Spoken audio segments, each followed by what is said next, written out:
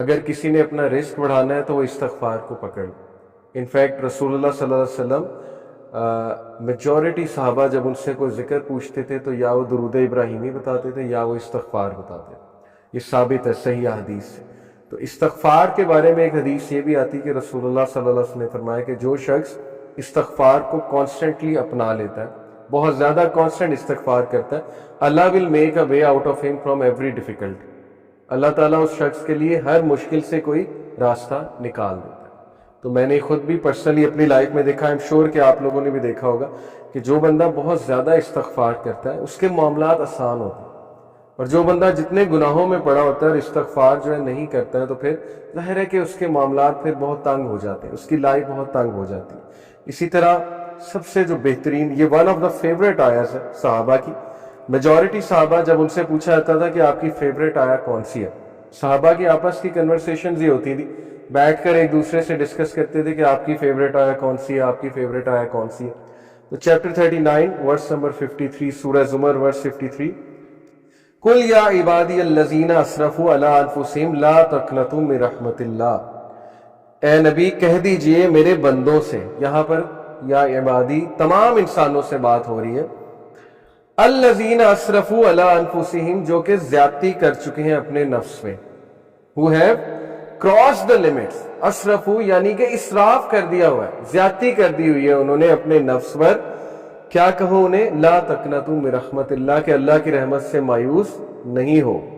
ان اللہ یغفر الذنوب جميعا، بے شک اللہ تعالیٰ تمام گناہ معاف کر دیتا ہے، تمام گناہ معاف کر دیتا ہے۔ ایک حدیث قدسی میں آتا ہے کہ اللہ سبحانہ تعالیٰ کہتے ہیں کہ اے ابن آدم، اگر تو میرے پاس گناہ لے کر آئے اور تیرے گناہ جو ہے وہ زمین سے آسمان تک جو ہے وہ ڈسٹنس کو فل کر رہے ہیں، لیکن تو مجھ سے سنسیئر ریپینٹنس کرتا ہے تو میں تجھے معاف کروں۔ ابھی بہت خوبصورت حدیث آپ کے سامنے آئیں گی اللہ سبحانہ وتعالیٰ کی مرسی کے حوالے سے۔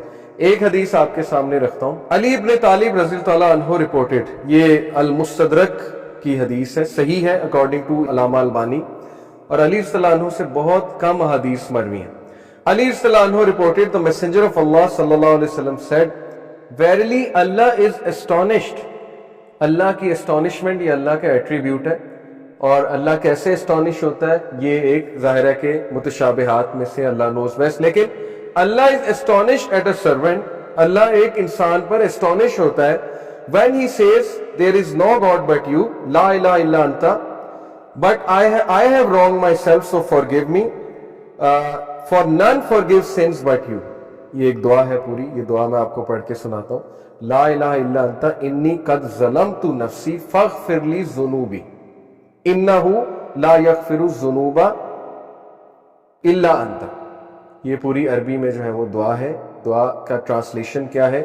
There is no God but you، I have wronged myself so forgive me، for none forgives sins but you۔ Allah astonished کرتا ہے ایسے بندے پہ، اور اللہ کہتا ہے my servant acknowledges that he has a Lord who forgives and punishes۔ Allah angels کو کہتا ہے، اللہ تعالیٰ بولتا ہے کہ کیا میرا بندہ یہ ایکنالج کر رہا ہے کہ اس کا ایک رب ہے اور وہ رب جو ہے گناہوں کو معاف کرتا ہے، یعنی اللہ کو اتنی خوشی ہوتی۔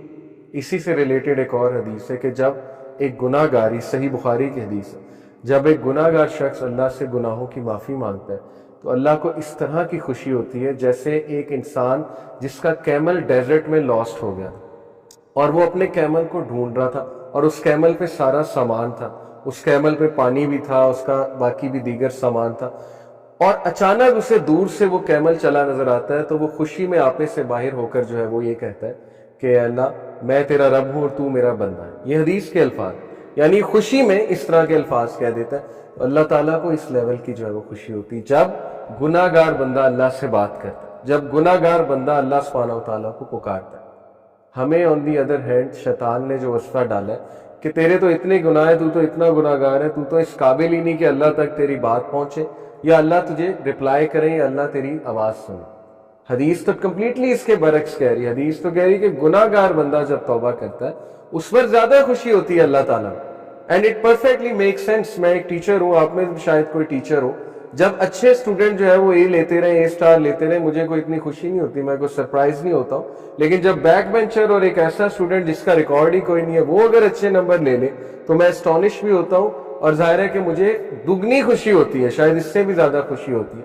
تو it perfectly make sense. Okay, تو یہ اسٹانشمنٹ کے بارے میں, اللہ کی اسٹانشمنٹ یہ اللہ کا ایٹریبیوٹ ہے کہ رب اسٹانش ہوتا ہے, اور اسی لیے اللہ نے اپنے عرش پر لکھوایا نا کہ verily my compassion over comes my right, بے شک میری جو نرمی ہے یا میرا جو کمپیشن ہے, میری جو محبت ہے, میری جو مرسی ہے, وہ میرے غصے پر حاوی ہے, وہ میرے غضب پر حاوی ہے. اور ایسا ہی ہے, ہم اپنی زندگی کے معاملات دیکھ لیں, اگر اللہ ہمیں ہمارے گناہوں پہ فوراً پکڑ شروع کر دے تو شاید ہم میں سے کوئی بھی زندہ نہ ہو جائے, شاید ہم میں سے کوئی بھی جو ہے وہ اس زمین پر چل نہ سکے. لیکن کتنے چانسز دیتا ہے, کتنے چانسز دیتا ہے اللہ. آپ یہاں سے اندازہ لگا لیں کہ خالد بن ولید کو چانس دیا اللہ نے, ایک ٹائم پہ وہ دشمن ہے رسول اللہ صلی اللہ علیہ وسلم, اگلے ہی ٹائم پہ وہ ایک ایسے کمانڈر بنے کہ ان کے سیف اللہ کا لقب ان کو دیا گیا. حالانکہ ظاہر ہے ایٹ ون مومنٹ گناہ کر رہے ہیں, نبی کے خلاف تلوار نکال رہے ہیں, اس سے بڑا گناہ اور کیا ہے. بہت بڑے بڑے گناہ لوگوں سے ہو جاتے ہیں, لیکن اللہ کا دروازہ ہمیشہ کھلا ہے. اللہ کا دروازہ کبھی بند نہیں ہوتا, انسان خود دروازہ بند کرتا ہے, اللہ کبھی دروازہ بند نہیں کرتا. اوکے, سو اس کے بعد میں توبہ کی کنڈیشنز کے بارے میں آپ سب سے بات کرنا چاہوں گا. بہت ضروری ہے کہ چونکہ توبہ ایک بہترین عمل ہے, بہت بڑا عمل ہے, یہ ہمارے باپ کا عمل ہے, حضرت آدم علیہ السلام کا عمل ہے. تو اٹ از امپورٹنٹ کہ ہم جانیں کہ سنسیئر ریپینٹنس ہوتی کیا ہے. اس سے پہلے ایک اور حدیث میں آپ کو سنا دوں, سنسیئر ریپینٹنس کی انشاءاللہ بات کر رہے ہیں. سن ڈیو ٹو ڈیزائر, ڈیزائر کی وجہ سے سن اور ایروگنس کی وجہ سے سن, یہ دو مختلف چیزیں, یہ سمجھ لیں. ابو نعیم رپورٹڈ, یہ حلیت الاولیاء ایک کتاب ہے بہت زبردست, اس میں سلف کے واقعات موجود ہیں. ابو نعیم رپورٹڈ سفیان ابن عیینہ رحمہ اللہ said, whoever commits a sin due to desire, جو بھی گناہ کرتا ہے خواہش کی وجہ سے. Verily, whoever commits a sin due to desire, we should hope for his repentance. ہمیں امید ہونی چاہیے کہ اس کا گناہ معاف ہو جائے گا. کیوں؟ Verily, Adam علیہ السلام disobeyed due to desire and he was forgiven. کیونکہ ہمارے باپ آدم علیہ السلام نے ڈیزائر کی وجہ سے, ڈیزائر تھی نا کہ اللہ نے منع کیا ٹری سے نہیں کھانا, سیلف کنٹرول ظاہرہ لوز ہو گیا فار واٹ ایور ریزن, اور ڈیزائر کی وجہ سے جو ہے یا کیوریوسٹی کی وجہ سے ہے گناہ کر بیٹھے. تو انہوں نے کہا کہ انہوں نے سفیان ابن عیینہ نے کہ اگر کوئی شخص ڈیزائر کی وجہ سے گناہ کرتا ہے تو اس کی معافی ہے. But if a sin is committed due to pride and arrogance, then fear that the perpetrator may be cursed. لیکن اگر کوئی شخص متکبر ہو کر, اور جیسے فرعون تھا, انا ربکم الاعلی, تکبر, ایک تو گناہ کر رہا ہے, بچوں کو مار رہا ہے, آگے سے اعلان کر رہا ہے کہ میں رب ہوں, میں زندگی دیتا ہوں, میں موت دیتا ہوں. تو یہ والا جو سن ہے اس کے بارے میں ہے کہ that person will be cursed. Verily Iblis disobeyed due to pride and he was cursed. انہوں نے کہا کتنا خوبصورت کمپیریزن ہے کہ آدم علیہ السلام نے بھی گناہ کیا, لیکن وہ گناہ ڈیزائر کی وجہ سے تھا, پھسل گئے. لیکن ابلیس کا جو گناہ تھا وہ تکبر کی وجہ سے تھا, وہ پرائڈ کی وجہ سے تھا, تو وہ کرسڈ ہو گیا. اسی لیے ہم اسے رجیم کہتے ہیں. تو اگر آپ کسی کو گناہ میں مبتلا دیکھیں تو اس کو پہلی تو بات جج نہ کریں, کیونکہ وہ شخص سٹرگل کر رہا ہے. وہ کون سا پرائڈ میں کر رہا ہے؟